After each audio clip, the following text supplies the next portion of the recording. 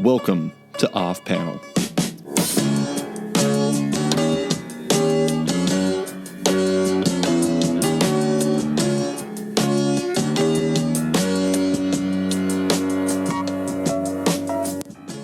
Hey everyone, welcome to another episode of Off Panel. I'm your host, David Harper, and this week we have a pair of guests here to talk about their new Image Comics title, Surgeon X, which drops its first issue this Wednesday. It's writer Sara Kenney and editor Karen Berger. Thanks for coming on the show. Hi. Hey, great to be here. We already did it. You did that very well, Sarah. Right? Yeah. Exactly at the same time. It happens. I didn't target you guys. That's the problem. So this is the big week. Surgeon X arrives this Wednesday, which is a really big deal for you, Sarah. It's your first full-length comic, and Karen, it's also a big deal because it's your return to comics after a long run at DC Vertigo. That's very exciting. I'm excited about the book. I was really, I was stunned by the book. I'm not often surprised by comics, but there was so much depth to it that I was actually genuinely shocked while reading it. But Sarah, I want to ask, just to start with, for the people who are listening that don't know what it's about, what is Surgeon X all about? Well, Surgeon X is set 20 years in the future in London in 2036. And it's the story of Rosa Scott, who is a very, very experienced and brilliant surgeon, who's a bit of a darling of the NHS. But she gets so frustrated with the state of affairs of the world. We're in the midst of an antibiotic apocalypse, so antibiotics have stopped working. And there's a far-right government in power who are... have set up an antibiotic act which is rationing for people. So there's certain groups within society, the old, the sort of sick, the disabled, who are not getting access to antibiotics. So she can't work within the system anymore. So she decides to go rogue and set up an underground surgery and treat the patients who cannot get care in the normal system. But she's an interesting character because she's not a goody two-shoes at all. She starts to make decisions about who she will save and who she won't save, and she would start to judge them. And so therefore you get this sort of quite layered approach where you start to think, oh gosh, yeah, I'm absolutely gunning for this character. I believe in what she's doing. And then you have moments where you're like, that's a bit twisted. I'm not sure about that. So the aim is for you to kind of sometimes, be on her side and other times maybe not so much. Well, I think you definitely accomplished that in the first issue. And like I was saying, that's one of the things that surprised me about the first issue is just how genuinely unique it feels. I can't think of a lot of comics that deal with a dystopian future in the way it is. And even beyond that, I mean, your guys' credits page is bananas. I've never seen surgeons, doctors, scientists, and an app developer for a comic before. This is completely uncharted ground for me in a lot of ways. And maybe there's a lot of books out there that have uncredited people that I'm not aware of, but it really seems like you did your research, Sarah. So let's start with you. What was the origin story of Surgeon X? Well, my background is sort of science, documentary and factual drama making. And I have always worked on films about medicine, about science, current affairs stuff as well, and how sort of medicine sits within our world. But it's interesting, sort of looking back, the idea for this story was probably about 10 years ago when I'd been sort of toying with an idea of this female surgeon character who had sort of extraordinary abilities, but not superhero abilities. And I'd actually written a 4-page future shock, which I was going to send into 2000 AD. I wrote it, and it was about a medic, and it was a story of her sort of saving somebody's life with a twist at the end, but I was too chicken to submit it. So I've been thinking about it ever since. I've been thinking, about this character. I've been talking to friends who are massive comic fans and just kind of juggling it around in my head. And it just 2014 was the time where I thought, you know what, I'm going to do this. I'd sort of just had twins. I'd, had a good career in television, and I thought I'm going to give it a shot to, try and get a comic off the ground because it was something that I'd always wanted to do but never been brave enough to do. And a lot was happening in 2014 in the world in terms of sort of the big far right movement going on in Europe. Our NHS was really struggling. There was, a lot of sort of, after the recession, etc., sort of a lot of inequalities I was sort of observing within society, and all of that was going on in my head, if you like, my mad sort of sleep deprived head at the time, and that's what it sort of culminated in Surgeon X, if you like. I imagine that compared to twins, probably doing a comic book doesn't seem like that hard. even after all this. Maybe it does. I don't know. I've never made a comic before. Try doing them at the same time. That's the fun part. But yeah, no, it's pretty fun. But I was called Duracell Sarah at university because I could just keep going. So luckily I have that on my side. But also luckily working with Karen, I mean, I lucked out there, didn't I, basically? So having her by my side made it a lot more of an amazing experience, if you like. So I was going to give you a lot of credit because from what I understand, you approached Karen via LinkedIn under the premise that basically it never hurts to ask. I think that is fantastic because I completely subscribe to the same idea. Although I have to admit, like a couple of weeks ago, I was pitching somebody that I really wanted to write for on an article, and it took me like 3 days to even build up the guts to email a person to get the contact information for the person to pitch to them. So I have to give you massive credit. Way to go on reaching out to her in such a way. You are a networking badass. I have to give you a ton of credit. It's quite funny because I don't normally think of myself as being a networking sort of badass. Normally, I guess it's just something when having worked in documentaries and television, you have to approach people all the time. So you have to approach Nobel Prize winners, and it's terrifying talking to like some of these big brains. You have to read their papers, make sure you know what you're talking about. And so I guess you just build a bit of a rhino skin from having to sort of contact these people all the time and kind of talk on their level and try and sound like you know what you're talking about. And so I think that experience in television sort of gave me the courage to contact Karen. Yeah. Well, so what was it that made Karen like somebody you thought would be a good fit for Surgeon X and bringing that book to life? Well, I read at university. I read, all the Sandman, Preacher, all of that sort of Vertigo material. So from a young age, I was sort of lapping it all up. Mm-hmm. And I suppose you kind of you start at the top, don't you, and go, well, who would I really like to work with, and see where you can go. And I just was, I was really fortunate that Karen sort of really bought into the idea. But I think, I suppose because it's worked out really well, because I think Karen and I have quite similar sensibilities in sort of not wanting the character to be sort of very boring and straight and sort of just a goodie, if you like, and also having an interest in sort of politics and ethics and society and how all of those sort of elements create a more layered story, and also sort of just looking at a world through different lenses and how that can really just give you a sort of an interesting perspective on the characters within it and how they're behaving and how they're reacting to the situation. And if you kind of push them in this sort of extreme world, you can get some sort of quite extreme behaviors, which is what I think is fascinating. Mm-hmm. Now, Karen, for your side of the story, obviously, you have quite the background in comics. Sarah laid out a little bit of that, but your departure from DC Vertigo is something that people talked about and still continue to talk about to this day. But one of the things that was absolutely amazing was I was at Image Expo when this book was announced, and I was walking away for a quick bit of fresh air right as your book was about to be announced. And when I heard Karen Berger announced by David Brothers, who was up on stage, he works for Image Comics, I quickly and excitedly walked back to my seat with some other people who were also like, oh my God, Karen Berger, this is blowing our minds. Obviously, your presence would bring a lot of interest to any project. And I'm sure this wasn't your first time getting an unexpected pitch after leaving DC Vertigo. I'm not sure if it was the first one through LinkedIn, but still, I'm sure you're a fairly popular person. So for you, after a multi-year absence from the medium, what made this project the right project to come back with? Well, there was just something about the concept. I mean, as you mentioned before, I've been approached by lots of people about doing stuff, either from regular companies or even random people, through LinkedIn have approached me as well. I don't do Facebook. So there was something about the immediacy and the relevancy of this idea that really hit home.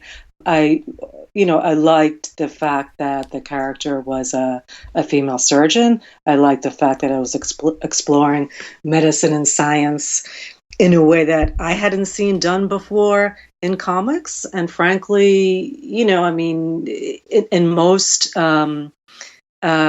media, I mean, if you look at TV, obviously, you see, doctor shows and cop shows are still the most popular genres on TV. But no one has ever really done a futuristic medical show either, So, and if they have, it probably wasn't around long enough for me to remember. But I don't think they have. But there was just something really fascinating about the concept. I like the fact that Sara was an experienced writer, and that didn't scare me that she hadn't written comics before, because I've worked with other writers before who hadn't written comics before. And, sometimes they get it, sometimes they don't. And I've worked with some, fairly well-known novelists at Vertigo who try to do comics, and I just couldn't get into the mindset. But the fact that Sara had done documentary work made me think that she could kind of make the leap, particularly on the plotting side, because documentary filmmaking is a lot like being a journalist. So you have to sort of think concisely from a plot perspective. And, Sara also had written some fictional stuff. She had sent me samples of her work. She had showed me this really great animated film that she did a few years ago called Angels and Ghosts. And I loved it. And I said, hey, this sounds like someone who, could really be exciting to work with. I always love working with new writers, my entire career. Back from, honestly, the proto Vertigo books. I mean, everyone was a new writer except Alan Moore. And, so it's kind of like, it's to me a very exciting prospect to be able to work with a writer early in their career, whether in comics or just approaching comics or whatever, which is in Sara's case. So that's kind of, how it happened. And I like the concept so much. And, what the one part that Sara hasn't gotten to mention yet, but I'll do it because I like to brag about her, and then she can fill in the gaps. But Sara, when Sara had written to me on LinkedIn, she's told me that she was shortlisted for a grant, an arts grant from the Wellcome Trust, who are a very large, actually the second largest global philanthropic organization when it comes to medical and science research in the world, second only to the Bill and Melinda Gates Foundation. And Sara had, and they have a big arts component to their grants, and they fund tons of stuff that Sara could fill you in more on what they've actually done. But anyway, Sara had said, well, I'm shortlisted for this grant, and if I'll know in a few months. I still have to do one more major presentation, but I'll know in a few months whether I get the grant or not. And if I do get the grant to do this as a comic series, would you be the editor on it? So I read the stuff, it was only like a 2-page pitch, and I read all the materials, and I got back to her and I said, God, I love this idea so much. I said, even if you don't get this grant, I said, I want to work with you on this. So that's kind of how it happened.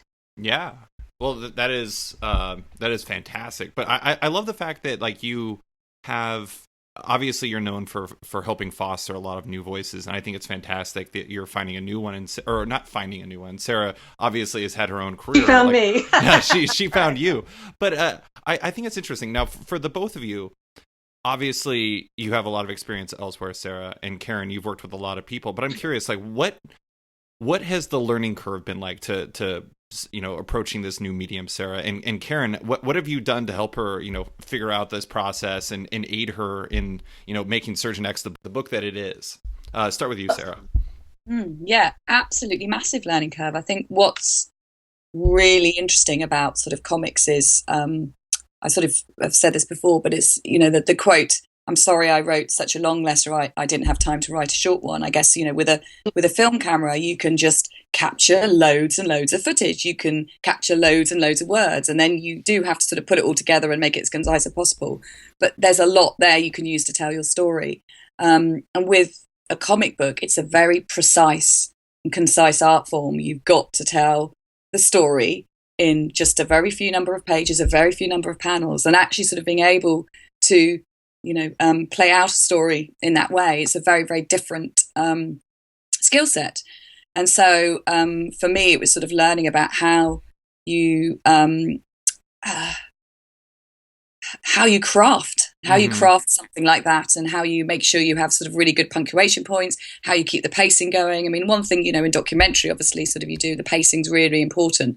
And so, but it is very different in comics. So, but also, working with John Watkins, one of the things he said to me earlier on is, Sarah, I hate it when people give me reams and reams of panels on a page. He said, you need to go over 5 or 6, panels on a page. And I really listened to him on that. And I was like, okay, I'm going to stick to that. And I think, I obviously have splash pages and some with sort of 2 or 3 panels, but I don't think I have loads that go over 6 panels at all. I think, in fact, I'm not sure that I do at all. But he was sort of, that was really helpful as well. But I think there's loads of different things that I have learnt. Those are little tips and skills that I've learned, that I also think my writing as a whole for documentaries or for factual dramas has improved by working in this genre. So it's an absolutely massive credit to anybody who works in comics. And I think until you actually do it, it's quite sort of hard to imagine what a skill and what a craft it is. And it certainly is a craft, I think. So Karen, how do you feel that Sarah has adapted to this new form? Like, do you feel like she's an absolute natural? This is an opportunity for you to either praise her tremendously or throw her under the bus completely. Yeah, no, I think Sarah's adapted really well. I mean, I think probably the most work I've done with Sarah really was at the beginning of our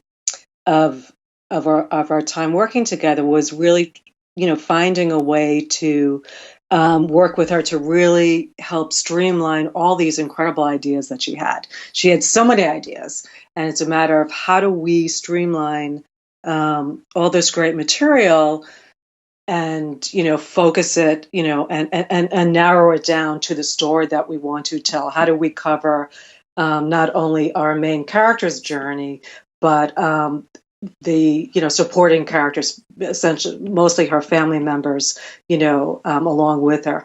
How do we then set up the backdrop of the world in terms of the the political aspects to the just everyday living aspects, to the fact that people are living in a world where antibiotics rarely work anymore. So so we really had to create a world as well. So I think probably my biggest contribution, particularly at the beginning, was trying to say, okay, Sarah, you have all these great ideas and all this great material. How do we sort of reel it all in, and how do we, look at it from a big picture angle? Sort of where do we want to start? Where do we want to wind up? How many storylines do we want to do? That kind of stuff. So, but I think she's adapted really well. It's a, as Sarah said, it's a big learning curve. It's I think people who've never written comics before think that it's a lot easier than it is. And then when they actually get down to it, like, well, I guess this really isn't that easy. And all the, the grammar of comic storytelling and the aspect that, you're really writing a film script in many ways, but it's a static film script. So you can't have two, you can't have more than one action per panel, all these kind of things that as a filmmaker, Sarah would normally do, because that's what you normally do in film. You don't think about having to break things down into panels. And so there's all sort of rhythm and beat aspect too, which is another part of comics, which I think, Sarah's adapted well to. But it's again, and then there's the actual writing per se. So yeah, it's been, we've had a lot of fun together. So we still like each other, which is a good thing after all this time. It's a good sign. I think that's one of the things. It's a good sign. We haven't killed each other yet. So yeah. One of the things I did a lot at the beginning, I think I found myself writing too much into a panel, so almost like action sometimes, and it's like, and when you actually sit down and think about it, you go, oh, there's just too much going on, and sort of pulling back from that. And again, that does come from my filmmaking, like as Karen said, where you have so many panels, that you can do a lot. So it's really sort of distilling it down. But I think the fact that Sarah, has worked in film and animation, she's naturally a visual storyteller. So she thinks visually. So from that aspect, she was really, great in having that down pat. So it's been a really interesting process. It's been very different for me because I've actually never worked with a documentary, writer before. Mm-hmm. So, I've worked with novelists, who've come to comics, screenwriters who've come to comics, but not someone and journalists who've come to comics, but not someone sort of from broadcast journalism. So in this aspect, it's like, yes, I could check another one off my list. So. That's one of the fascinating things about the book is, and I'm really curious as to how it's changed for you, Sarah, over the span of like the 6 issues, because I believe you've already written all 6 issues, right? Yes. Yeah. So one of the things that's different between obviously, documentaries and comics, and I know you've worked in television before, but in comics, it's very episodic. And like in the first issue, even for an oversized issue, it has an unbelievable amount of stuff that happens in it. I mean, it's setting up, like Karen was saying, there's plenty of world building. There's introducing all the characters like Rosa Scott and her brother Lewis, and et cetera, et cetera. But there's also like the politics of this world, the antibiotics and everything like that. It's a lot. It can be a lot to take in. How do you feel that you yourself have improved through those 6 issues, like fine-tuning everything to the point where you can, make sure that everything is moving forward towards that centralized focus of the narrative? I think on lots of different levels. I think, first of all, I've got a bit more imaginative in what you can do visually. Mm-hmm. I think you'll probably see in sort of 5 and 6, it sort of, it goes a bit wild, without giving too much away. So I think sort of visually, I've really sort of got more adventurous in terms of, sort of the direction as I progressed. I think one of the things as a documentary filmmaker you tend to do is you explain, and then you explain again, and then you repeat in case anybody didn't quite get it. And I think sort of that exposition, I've sort of learning how to, not use so much exposition, but try and sort of tell the story through more action and more drama. And I hope that's coming across a bit more as I progress. I think it's really interesting. I think when you look at the comic as a whole, as it progresses, I think sort of on many different levels, I hope that sort of it's being tweaked and sort of getting better. But I think it's one of those things that you have to learn the rules before you can break them. So I think I'm really trying to early on learn the rules, and I guess I'm trying a little bit later on to sort of be a bit more experimental and brave. But I think they're just a couple of the things. But there's what other examples? I guess there's many other examples I could think of in terms of how you just each time you write something new, you think, well, I'll try this, or I'll do this, or I'll see if this works. It's a bit of an experiment as you go along, I guess. But I will defer to the expert in terms of how she thinks it's progressed in terms of the story. Karen? Should I answer that? Okay. I mean, I could be the expert, but I don't think I'd be very good at it. Yeah, no, I agree with everything Sarah said. I mean, I think the first issue is good. I think the second issue is better, and I think that it's, I think there were, first issues and everything that I've ever worked on in my career, they're always like these giant, beasts. You have to do so much. You have to set up a world, the characters, the conflict, the quest. You've got to get it all down, plus make it really interesting, and so, and I think Sarah succeeded in doing that, but I think it was also the first comic she ever wrote too. Right. So but she's a very quick study, and the series, and I think she sort of learned the grammar of comics, sort of organically as she's worked on each script. So I think her comics writing becomes more confident with each issue. So I think that's that's basically what I think about that. Well, let's talk about the rest of the team, because you have a lot of savvy veterans on the rest of the team. You have artist John Watkins, you have colorist James Devlin, and a personal favorite of mine, I love Jared K. Fletcher. I think he's fantastic in everything he does. And I agree. Yeah, and it's right. I know he does design work elsewhere, but I know he's just lettering this. And then you have like a host of other people who are involved with the book. Karen, was this a situation where you came on board and kind of cast the roles to the best fit, or was it you and Sarah collaborating to kind of find the best options? Well, basically, I had looked, through my sort of mental, my memory, looked inside my head and trying to think of, good artists to draw the series. And Sarah really wanted someone who was British, for obvious reasons, since the story, takes place in the UK. So, but we looked at, samples. I would recommend, Sarah has read comics, but I don't think she's a student of comics where she knows of all the, obviously, artists necessarily who are out there. Sure. And so, considering that I've been doing this for like my entire life, it seems. I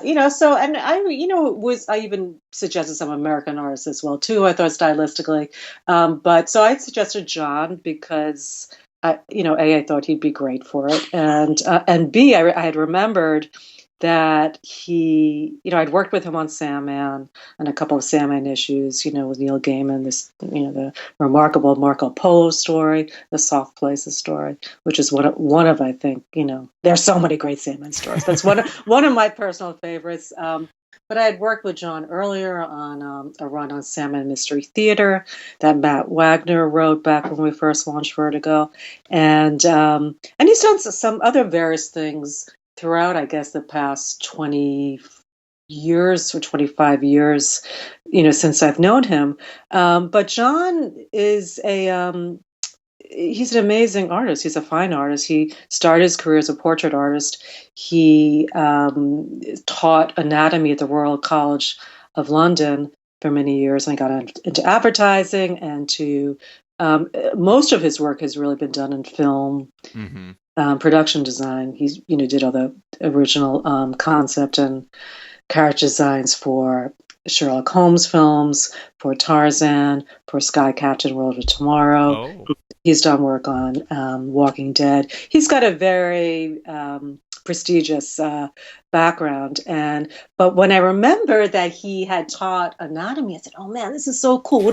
How great would it be to get John Watkins, who to draw a book that deals with medicine, considering that he used to teach this stuff." So yeah, and again, it was just timing. It was almost like he just happened to be available. There happened to be a hole in his schedule when I contacted him, and it just was really perfect how it worked out with him. And then, again, we were, with lettering, I really wanted someone who just, who could just get it all done and I didn't have to worry about anything.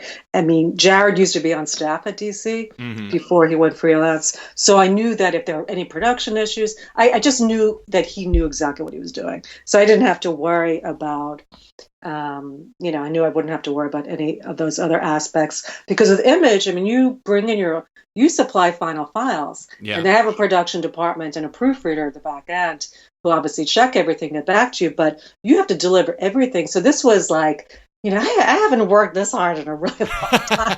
It was like, I kind of miss being able to walk down the hall to the production department or walk down the hall to the marketing department or whatever. So I really wanted to make sure that I got, someone like Jared. Again, lucky to be able to get him, and with Jim Devlin too. We were looking for someone who had a really kind of a different style. And Jim is has done some coloring comics, but he's an artist himself, and it's just we loved the palette that he came up with, and everything has just worked out well, really well. And my husband Richard Bruning is the logo designer. I have to mention him. Oh yes. And has done the publication design for most of the book too. And Richard was an art director at DC, creative director at DC for many years, and worked on Dark Knight and Watchmen, and he designed the Vertigo logo. So it was great to be able to have all these talented people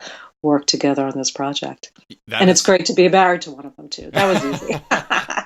That was a really easy one. So, yeah. That is, I actually had no idea he designed the Vertigo logo. That is actually really amazing. I did want to ask, like, you mentioned some things, like you miss kind of the convenience of being able to go down to the production team and to the marketing team and things like that. What other differences have you found in handling a role as an editor on an image book versus one at Vertigo? Like, I know it's night and day and that it's really DIY to the max, but how different is it really? Well, that's the main difference, you know. I mean, and also for me, obviously the last 20 years I was sort of running the show, so I didn't have to get approvals from anybody because I was the approval, you know, where my editors would have to come to me for things like that. So, but even still, I mean, even in this respect too, I mean, certain things that, you know, the company, you know, might want to, you know, image is a very, you know, it's such a different setup. It is really there to service creators, which is such a great and such an unusual, place. And I don't know if it exists in any other form of storytelling, entertainment, where you have this setup, and the financial model is so different from regular publishers. So it's been a really good experience, but it's been very different, and you're really on your own. I mean, and if you don't know what you're doing, you know, you can't really get your book done. So, I mean, and what's good, I mean, you have to be responsible. You have to, you know, if you don't turn your book in, it's not getting published, and no one is going to bug you if you're late. You know, if it's not there, buddy, you know, it's your problem. So I think it's a good, you know, having been an editor, having to remind people all the time, saying, hey, you know, you're a week late, or we're going to ship late, or blah, blah. You know, now it's kind of like, you know, you're on your own. So I think it's so that aspect, so it's different, obviously. That's in really that way. Yeah, that's really interesting. I mean, it sounds like there is like a slight learning curve to it. Not in the same sense if you had never edited something before, but just in the sense that it is so DIY. It is so self-reliant. No, really, it's like, God, it's like I have to do this too. Don't I have an assistant? Yeah, exactly. So anyway, but it's been good, and I've really enjoyed it. So, and enjoying it, still working on it. Yeah. So, yes. Yeah. So Sarah, I want to ask you about, Karen kind of alluded to this earlier. You have worked in film, you've worked in TV, you've worked in animation. You have definitely a more visual mind than probably somebody like me who's only written things. I'm like, if I tried to draw something right now, it'd be an abject disaster. But working with John, who is a prose pro, who has, you know, who's worked inside of comics and outside of comics, and has a very specific way of viewing things. Like you had mentioned before that he mentioned don't overload with panels because that's something that wouldn't work really well for my art.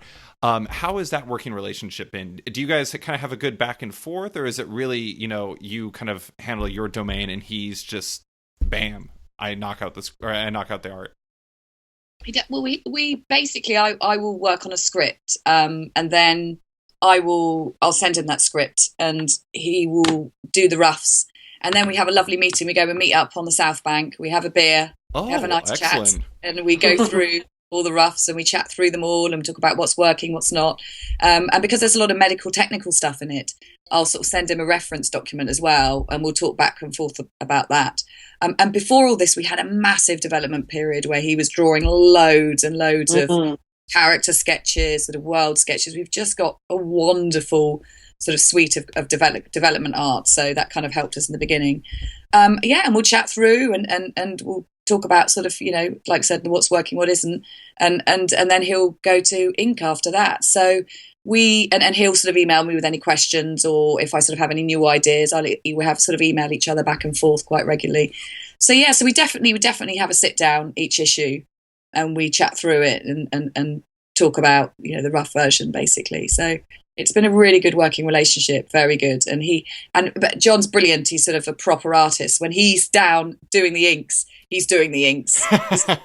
He's focused. He's focused doing that, and he doesn't like to be distracted, and he's doing that. And it's brilliant because he just puts his all into it, and he really feels it, and he's really passionate about it, and, you know, comes up with this extraordinary stuff, and you get it back, and it's always really exciting. when you get the scans back and you get to open them and kind of see what he's done, it always takes it to another level, which is brilliant. So it's been really good working relationship, I would say. That's one thing I really like about his work on this book is it really, his art does a very, in combination with Jim, does an excellent job of establishing a mood and an atmosphere to the world. And like it's reading like the beginning of the first issue and just kind of seeing kind of the status of the world. Like even if I didn't have words to it, you would just have a great feel for it. And I think that's it's just fantastic work by John and Jim on that aspect too. I think they're just tremendous. Yeah, they are. And Jim, I absolutely adore. He's brilliant. He's this sort of Glaswegian artist, colorist, and he's just such good fun. Mm-hmm. And, we had lots of sort of great chats about the color at stuff. And, at the beginning, what it was going to look like. And we tweaked the color quite a lot at the beginning. We kind of tried different things out, weren't quite happy with it, had sort of discussions between us, thought, how do we change this? How do we tweak it? And he was just absolutely game and came up with some amazing suggestions. And again, sort of, each time you see, from the script to the ink to color, I just feel like each person has sort of brought something amazing and new to it. And the team effort involved in comic making, I think is incredible. Karen, John, Jim and Jared and there's so many other people that have been involved in it, all the experts, etc. And I think everybody's just been so into the idea that each time we've managed to sort of just add this sort of layer and take it to another level, which has been really exciting. Mm-hmm. I think it's really interesting. I read another interview with you where you described the comic as a thought experiment, exploring what would happen if we did nothing as time passes forward. And, and you didn't make developments in antibiotics, and basically we just kind of stagnated in the medical field. But I think one of the interesting things about the book is, in any type of story like this, is when you're getting into a lot of research and we're getting into a lot of science stuff, one of the tough parts is balancing it being realistic, but also being engaging. How difficult was that balance? Not just like in like the parallels you see in the world, like, there is some eerie parallels. Like when I was reading the book, that was one of the things that kind of creeped me out, was not just like the science parallels, but also, I'm just going to say the Lionheart Party's slogan, "Making Britain Strong Again." I mean, it's it's in the vicinity of something else. How difficult a balance is it in keeping the story realistic without taking away from the part that makes the story engaging? I think in terms of the story world and how difficult it is between the drama and the factual stuff, I think what's been incredible is that every time I sort of come up with ideas about sort of the politics and society and where it might go, when I've spoken to experts, they've kind of said to me, do you know what, that's not that extreme, right, or that's not that unrealistic. And it's bloody terrifying when they say stuff to you like that. But the reality is that if we don't find new antibiotics, things are going to get pretty dire. And I think, in terms of our sort of political situation, sort of in the UK, in Europe and in the US, we've all seen quite big shifts that, for some people, maybe they're good. But I think for a lot of my friends and family are a bit scary. Right. And I think sort of, when you start to see, like back in 2014, you see sort of ripples of this stuff happening. It really, as a writer, you want to sort of include that in the story, and you want to sort of say something about the world. I mean, I suppose all good writers, you want to say something about the world we live in now, and good science fiction has to resonate with the now. Mm-hmm. And so in terms of it sort of being realistic and authentic, I do think it's realistic and authentic. And I do think, we can have these sort of quite dramatic shifts in our political landscape, in our scientific landscape, whatever. And we don't necessarily always see them coming, but they can kind of hit us and we can be shocked by them, and sort of extreme, like we say, extreme times call for extreme medicine. When you get a world that is breaking down due to an antibiotic crisis, I think people do become more extreme, and they will become more extreme. So I think, in terms of a thought experiment, maybe it's a bit of a harbinger, if you like, in terms of where we perhaps should try to avoid in the future. And I hope it doesn't come to pass, and I hope that the scientists figure it out, and I hope the politicians support the scientists enough to do that, and I hope we all put pressure on, to sort of sort things out. But at the moment, the trajectory at the moment, we're not. We're not sorting things out. And it's interesting speaking to the scientists. Some of the experts are really optimistic and they're like, we will solve this, it'll be fine. But actually, some of the scientists say, we just haven't got it in us. It's just not, and honestly, that is terrifying when you hear some of the scientists say to you, do you know what, I just don't think we will. I just don't think we've got it in us at the moment. So, so yeah. Here's hoping that one's wrong, eh? Well, that's what makes this book like the best type of dystopia, is that it's, you know, it's still fantastical in the sense that a lot of the elements aren't happening and aren't necessarily like on the verge or anything like that. But at the same time, you can see the path. There's something believable about it in like the way that a lot of dystopian futures fail to achieve. And I think that's I probably goes back to the research you've done. Anyways, I just think that's fantastic. I do have to give you a lot of credit. I like the names of the titles of each issue. Like chapter 1 was actually The Path of Most Resistance. It's also Cutting Loose, but I thought The Path of Most Resistance, I was like, there's something about that works in my brain. So, that's the overtitle for the first 6 issues, by the way. Oh, is The Path of Most Resistance? The Path of Resistance, yeah. And we plan to continue. I mean, if the book does well, we have stuff in motion to take a few months off and then come back. So fingers crossed the book will catch on and people will like it and we'll be able to stick around and still do it, because when you're in Image Comics you don't have a publisher paying you like you do at other companies. So it's a very very different setup. So yeah. It is really fascinating. I was going to ask about that because, obviously at Vertigo, they would be controlled based off of, like, obviously sales would be an important aspect for them as well. But at the same time, as the person who's running the ship there, you could probably add a little bit more weight to a book surviving if like the sales got low. So it is kind of interesting coming from a different perspective. With Image, it really is how long can you go based off of like your own personal goals and like paying everybody off and doing things like that. It's an interesting, like, the parallels between those experiences are really fascinating for me.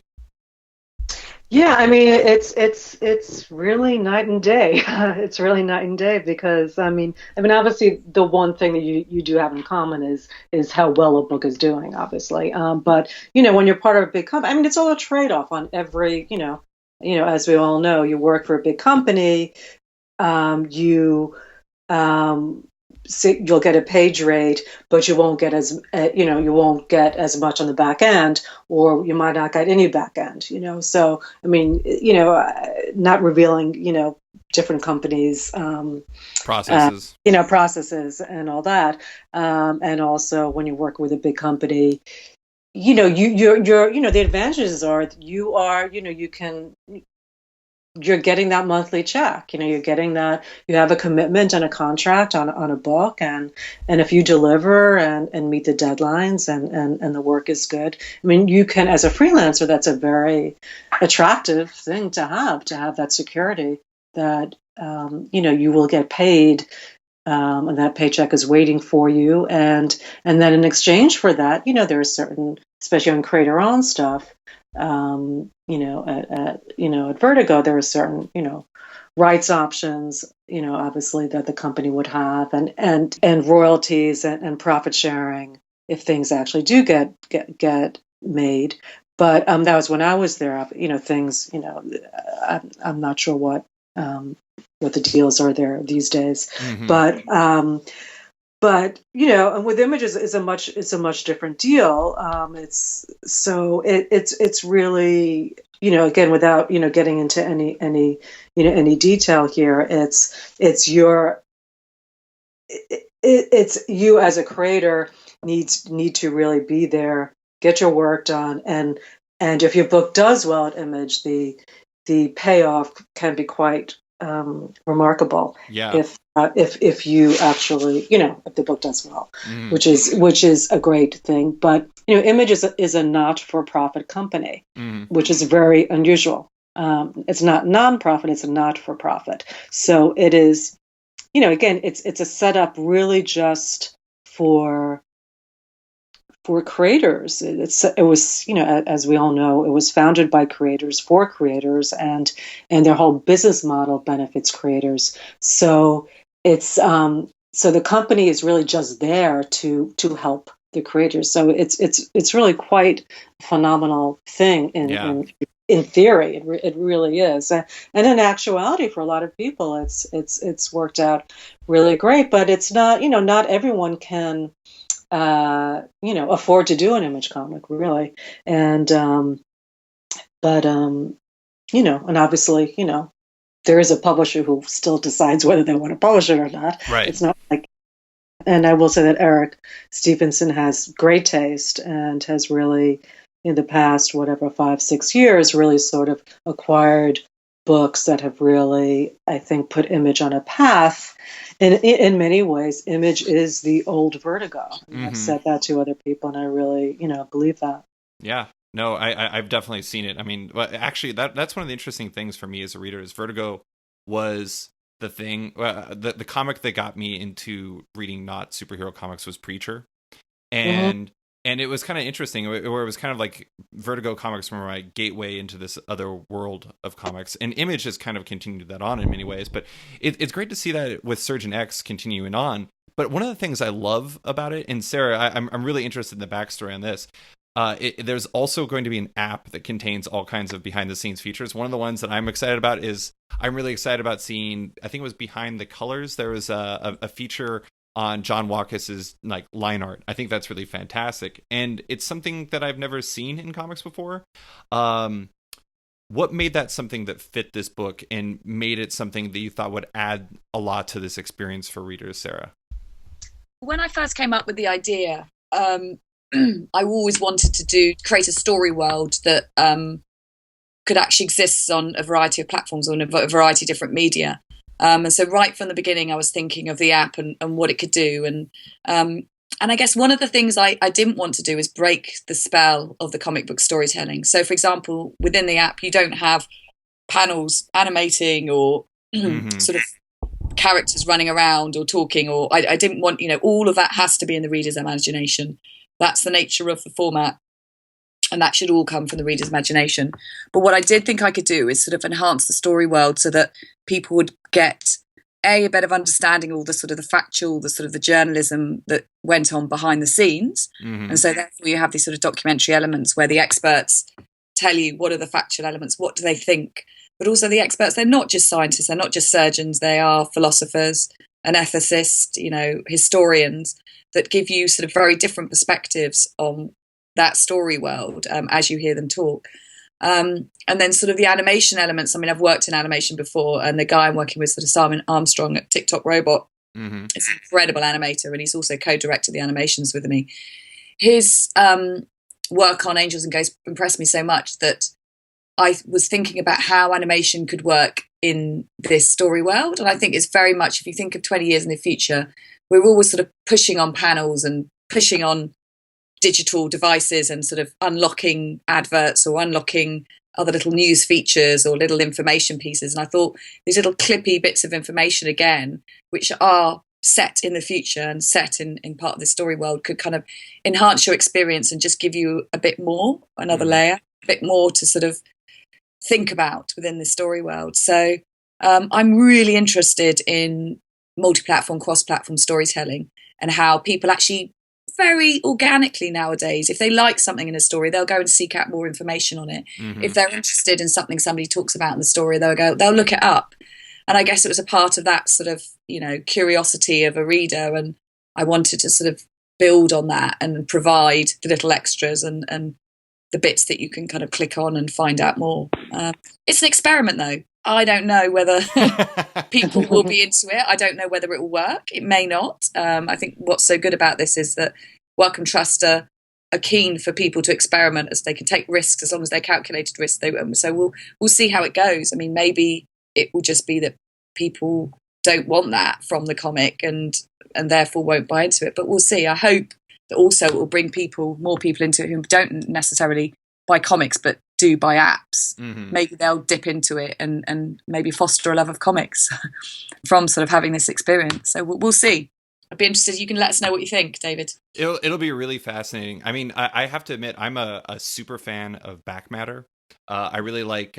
There's a comic by Image. It's by writer Greg Rucka and artist Michael Lark. It's called Lazarus. It's another dystopian future, and they use their back matter, like the letters, columns, and stuff like that, to really develop the world. And I think that like this app, in theory, could be just a natural extension of that in a lot of ways, because there is so much world to build and there's so much information behind it, and you've been doing so much research that I love to see that not that you're intending this to be entirely like a show your work type thing, but I think that there's a lot of potential, because I think people naturally want to take their stories a step further these days. There's like director commentaries on every Blu-ray. There's deep dive articles and podcasts about like how comics were made and books were made and et cetera, et cetera. It's like people are hungry for more about the things that they engage with. And I think this is a really interesting way to do it. Good. I think, and also what's been really amazing is I'm a massive geek, so I've had so much fun talking to the scientists and experts. I've really, really enjoyed, and I kind of want other people to hear what they've got to say, because each of them are, far cleverer than me. They're amazing people with sort of extraordinary sort of insights and views of the world, and it's brilliant that the audience will be able to hear straight from their mouths in terms of their interpretations of the world, of the events, of even Rosa's behaviour as well. Some of them will comment on what she does and the decisions that she makes. Mm-hmm. And I think allowing the audience to kind of dip into that and hear it from them and hear their explanations, which are just wonderful, really, really diverse and really sort of interesting and sort of colourful. I think it will be, hopefully people will enjoy it as much as I did. I mean, that was another thing that really attracted me to working with Sara on this project, because when she first pitched it to me, the multi-platform aspect, what was part of it, and I love the fact that Sara was thinking in those terms. Mm-hmm. I mean, I love comics, and I love comics as comics, and I love the purity of comics, and the the singularity and the uniqueness of what makes a comic a comic. But I love the fact that you had this idea that kept that, but took it one step further. Again, as an extension of the digital age in which we live.